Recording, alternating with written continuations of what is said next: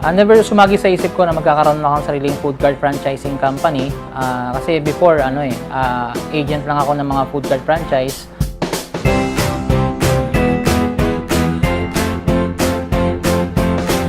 Ang nagdala sa akin sa food cart business industry, yung kaibigan ko, si Jen eh. Ikaw, Jen, may kasalanan nito dyan ha.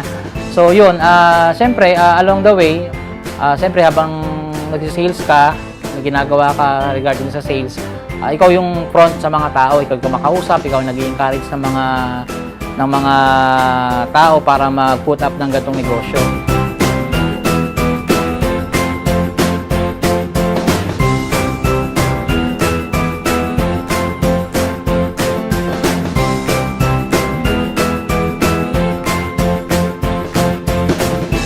So along the way, siyempre hindi mo maiwasan, may mga complaints sa sistema, sa services. So siguro naisip ko, it's high time na para ako mismo yung mag-address ng mga complaint na yon. I decided na magkaroon ng sariling kumpanya na ito nga yung Levis Food Cart Enterprises.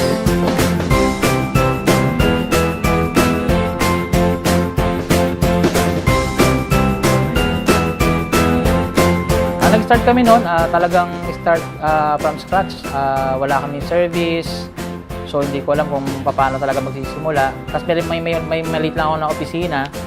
So, pero sa tulong at awa ng Diyos, salamat sa Diyos kasi may mga dumating na mga taong makakatulong sa akin dito sa negosyong ginagawa natin.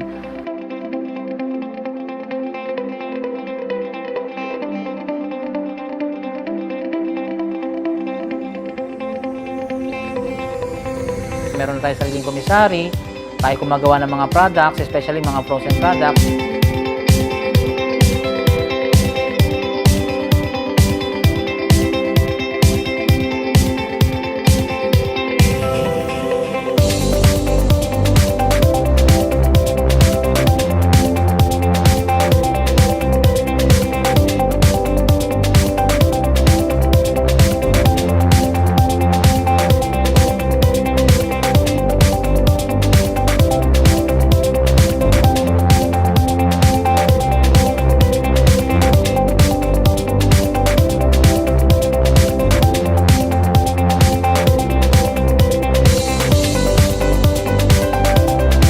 Tapos, meron na tayong carpentry na tayo mismo gumagawa ng mga food carts.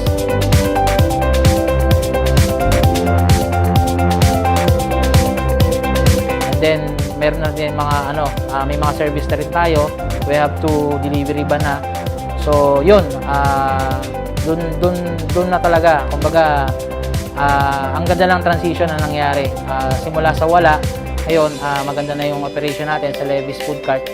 So, salamat sa Diyos, lalo na yung naging nangyari sa company na kung saan tayo natin.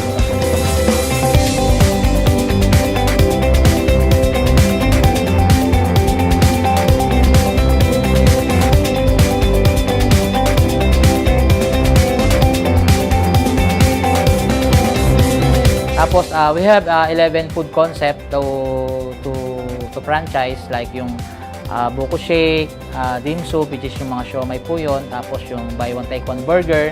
Tapos meron tayong french fries, scramble, pizza. Tapos meron tayong noodle, yung fry noodle, and then siopaw. Iba't ibang klase yung variety ng siopaw. Meron tayong sisig, and yung last but not the least is yung shawarma. Pero meron kaming bagong concept ngayon, yung bentilog. So, yun yung mga food cart franchise natin na pwede natin i-avail sa company.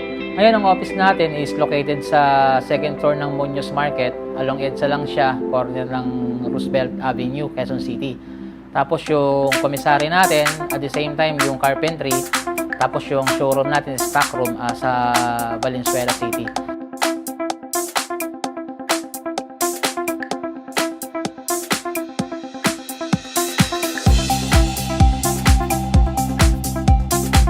Ako nga pala si Manny Liad. So, napa-franchise niya ako muna ng isang 3-in-1. So, nung time na yun, may ino-offer siya sa akin na isa pang pagkakakitaan, yung distributorship nga. And then, nag-conclude kami na mag-set ulit ng date para i-avail ko yung distributorship package until na-meet ko talaga yung personally yung may-ari, si Sir Leovi Agbut. Kung sa mga magpa-franchise, hindi man nila gusto yung business na franchising, subukan nila. Hindi sila magsisisi kasi gaya ko, proven na sa sarili ko na para talaga siya sa mga nag-uumpisa na walang experience. Siyempre, pag finish na yung food cart nila, sa delivery naman tayo. Punta tayo sa delivery.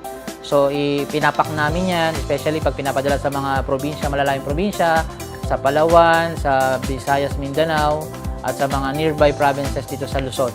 So, pinapak natin na maayos yan. Tapos, yung mga door-to-door natin, yung malapit lang dito sa atin, sa Metro, especially Metro Manila, tapos yung malalapit na probinsya na malapit lang sa Metro Manila, door-to-door delivery tayo dyan. And then, dun sa mga malalayong lugar na sa Luzon, pinapadala namin yan terminal to terminal through mga different bus companies. Via Cebu Pacific lahat yan. So, nililipat na Cebu Pacific yan para makarating sa kanila ng mas maaga.